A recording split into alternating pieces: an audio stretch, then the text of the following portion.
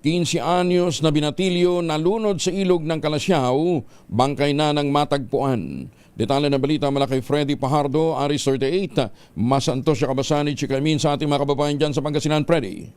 Masantos siya kabuwasan, Kuyang Angel.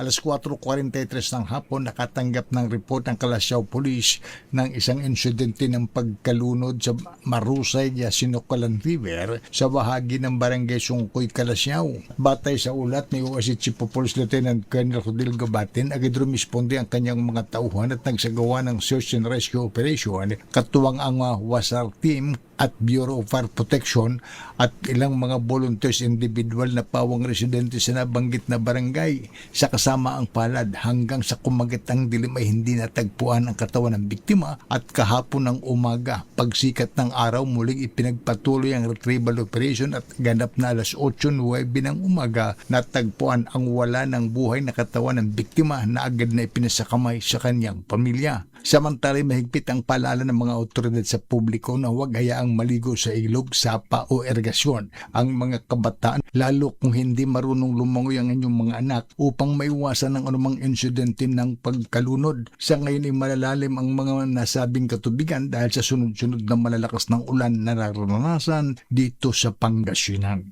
Mula sa Akson Radyo Pangasinan, ito si Freddy Pajardo, Aris 30, taguulat para sa DCR Chuna sa Pilipinas, una sa Pilipinas.